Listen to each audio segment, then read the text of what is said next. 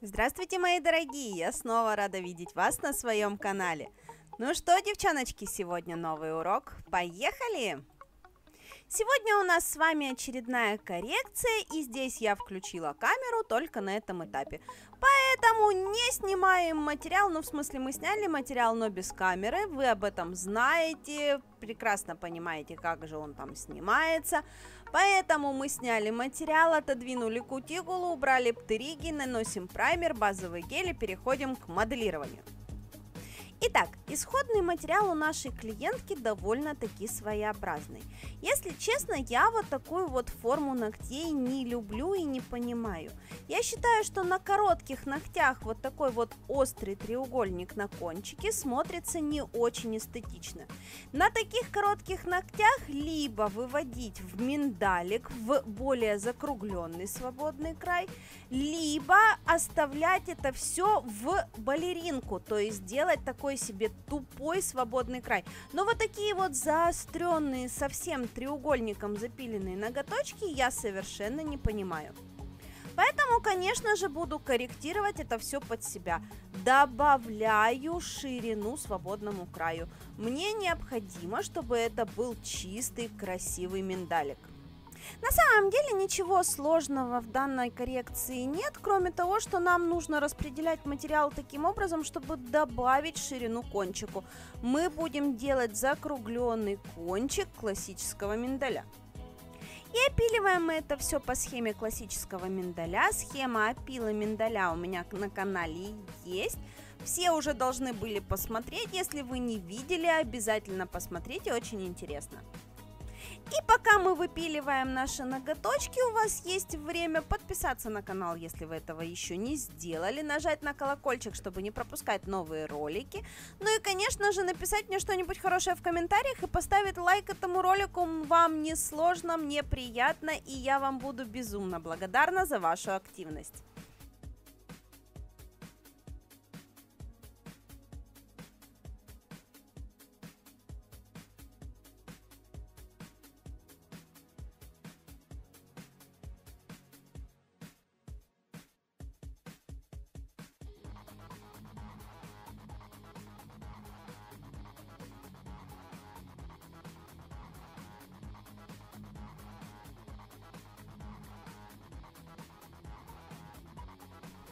После того, как у нас все опилено, нам осталось подогнать внутреннюю арочку. Выпиливаем лишний материал, выпиливаем натуральный ноготочек, он нам совершенно не нужен под искусственным материалом. И у нас получается красивая внутренняя арка. Ну а теперь все самое интересное, все самое любимое. Покрываем наши ногти выбранным цветом.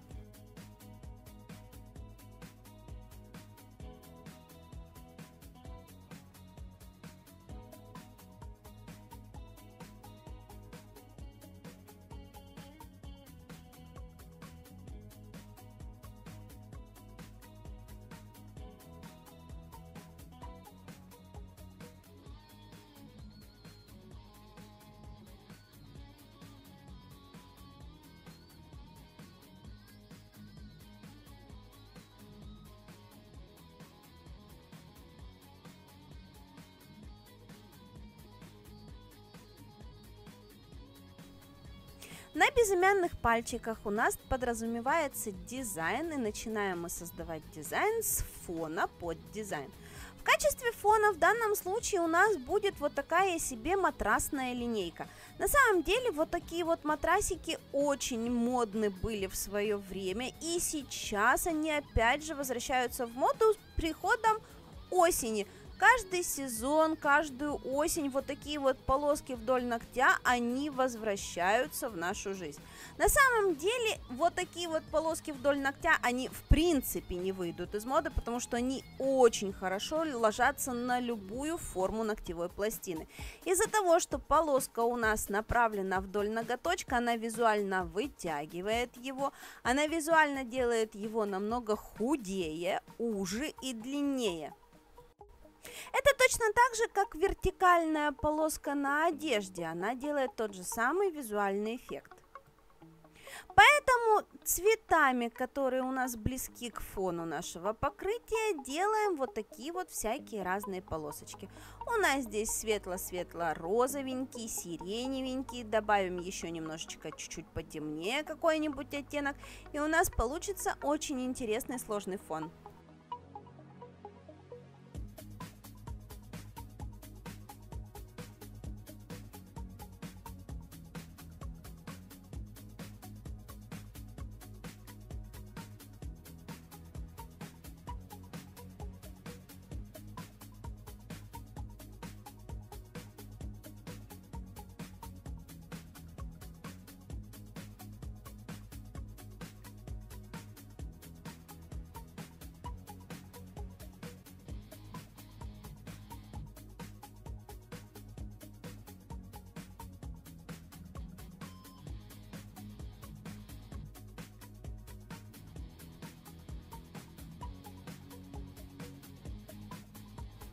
Далее мы хотим наш фон слегка состарить, то есть перевести его немножечко в прованс. Поэтому мы берем гель-краску, разносим ее по периметру нашего ноготочка и растушевываем.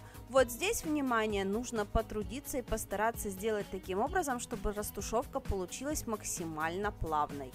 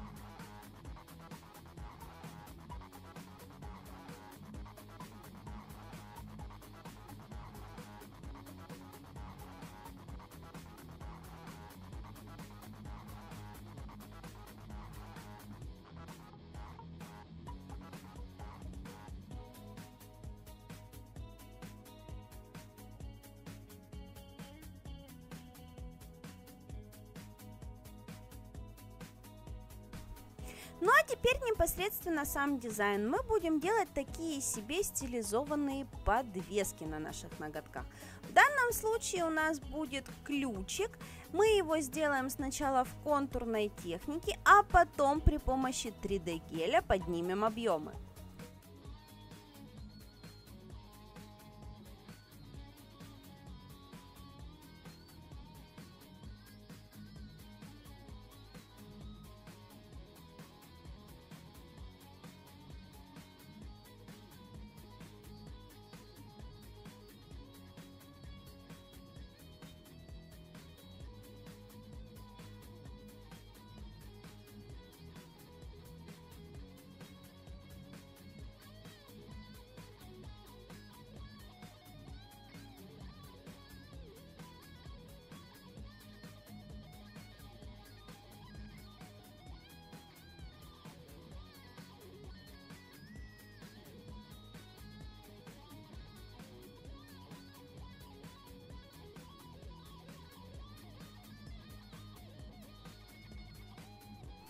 Как вы понимаете, объемы финиша мы уже перекрывать не будем, это не нужно, объем должен остаться максимально объемным, поэтому финиш мы нанесли перед этим этапом, хорошенечко просушили, и поверх просушенного финиша начинаем раскладывать объемы из нашего. В данном случае прорисовываем наш ключик таким образом, чтобы вот тот контур, который мы сделали перед этим, смотрелся тенью от нашего ключа. Ну и здесь основная задача аккуратненько выстроить объемные части. Поднимать объем мы будем не в один уровень, а в несколько. Каждый следующий уровень у нас должен быть тоньше предыдущего и располагаться именно на тех местах, которые должны быть самыми объемными в нашем дизайне.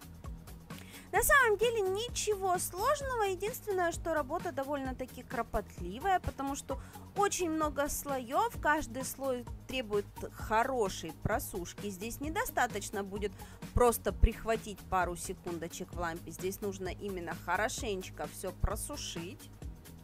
И именно за счет вот такой вот длительной сушки время выполнения этого дизайна, конечно, не минимальное.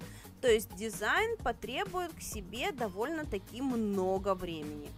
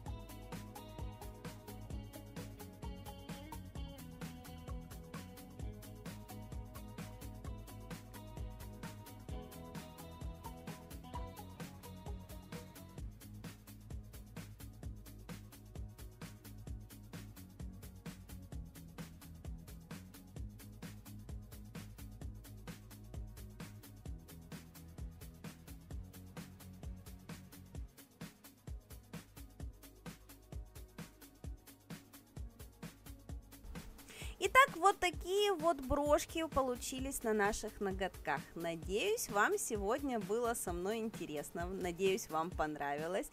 Мы же с вами встретимся в новых уроках. Всем до новых встреч. Пока!